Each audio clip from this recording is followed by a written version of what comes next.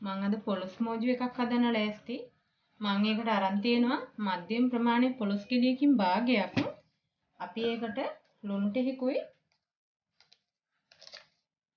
ලුණු තේ හැන්දක් විතරයි කහ ටිකකුයි දාලා හොඳින් අත ගාගමු.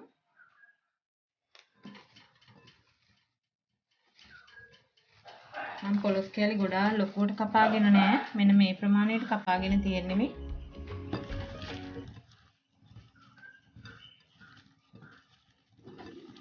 දැන් අපි මේ ටික ගැඹුරු තෙලේ බෙද ගන්න ඕනේ.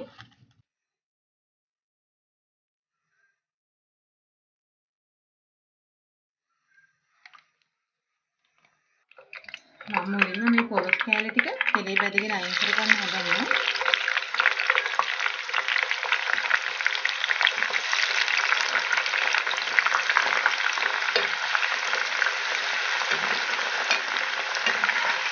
ඔයාලා පොලොස් වදිනකොට ලිපේ ගින්නට ටිකක් අඩු කරගන්න.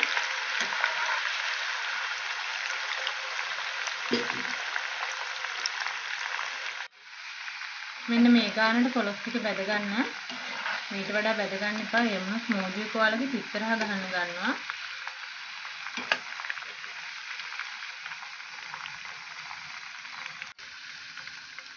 මම මගේ අනිත් පොලොස් ටිකත් ඒ ගානටම බෙදගත්තා.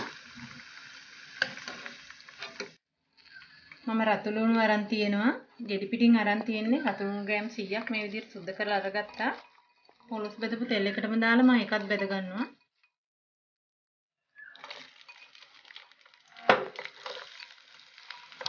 රතු ලුණු හිම ගොඩාක් වෙලා බෙද ගන්න එපා. දෙපැත්ත දාලා ටක් ගාලා ගන්න.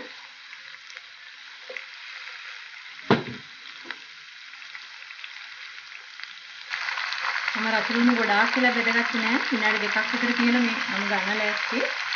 මේ ගානට බෙද ගන්න. එකක් මේකටම දාගත්තා.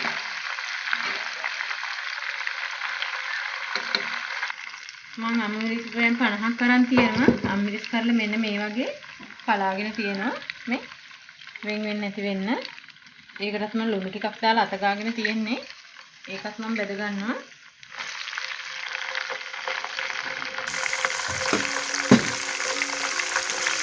මේකත් ගොඩාක් කියලා කියන්න එපා.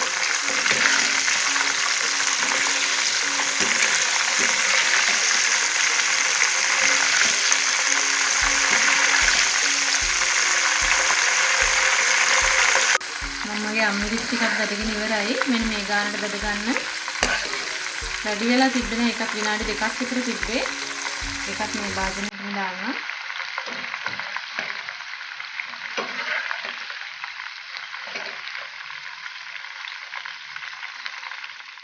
අපි දැන් මෝජු එක හදාගන්න බට එක හදාගන්න ලෑස්ති. මං අබ ටිකක් අඹරගෙන තියෙනවා. මෙතන අරගෙන තියෙනවා මං අබ තේ හැඳි 4ක් විතර. මේක මං අඹරගෙන තියෙන විනාකිරි දාලා. මොකද මේ මෝජු එක සතියක් විතර අපිට තියාගන්න ඕන නිසා මම ඒකට එකතු කරනවා අබ මේ හැන්දි 3ක්. මේ විනාකිරි මම විනාකිරිත් එකතු කරනවා 1යි 2යි 3යි 4යි 5යි 6යි.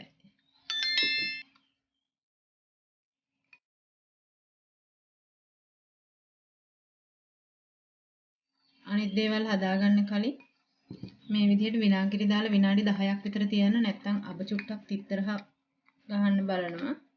මෝජු එක හදාන්න මම සෝස් එක හදාගන්න ලෑස්ති. මුලින්ම මේ භාජනයේට තෙල් මේස් හැඳි දෙකක් විතර මම එකතු කරා. මම සුදු ලුණු ටික මේ විදිහට බැදගත්තා. ඊට පස්සේ මම ඒකට එකතු කරනවා සම්පි කෑලි කීපයක්. කරපිංචා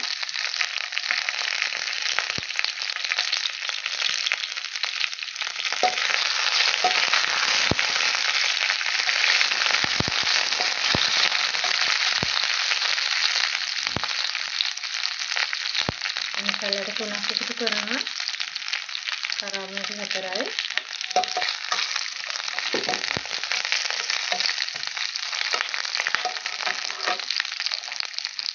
දැන් මම ඒකටම දානවා ගම්මිරිස් තේ හැඳි භාගයයි.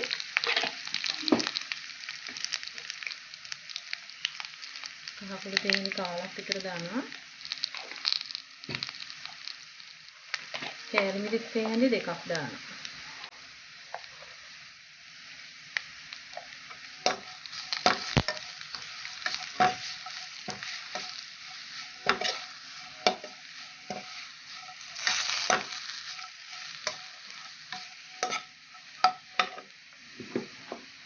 ඊට පස්සේ මම හදාගත්ත අබ මිශ්‍රණය දානවා.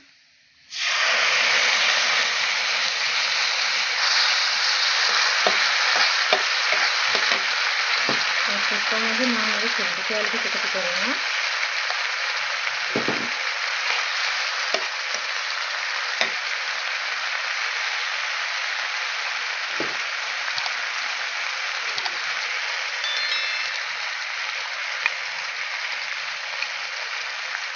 මම මේ භාජනයේ අල්ලලා තිබ්බ අප ටික හොදන්න විනාඩි වලින් තේ හැඳි භාගයක් විතර ගත්තා.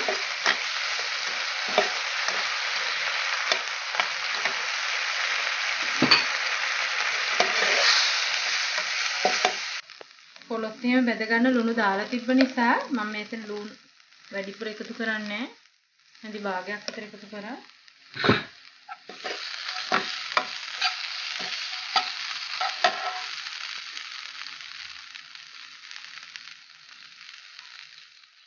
දැන් මම මේ ද්‍රව්‍ය ටික ඔක්කොම එකතු කරනවා.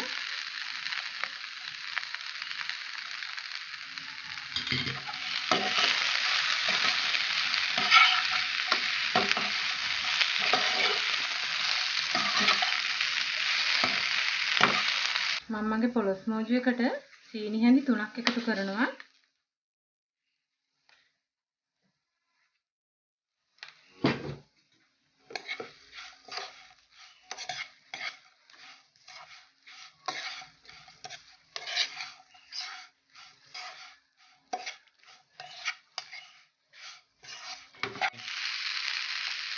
මම මගේ පොළොස් මෝජුවක හදලා ඉවරයි. මේ බලන්න හරිම ලස්සනයි ඒක. රසත් ඒ වගේමයි. අපි දැන් රිපෝට් කරගමු.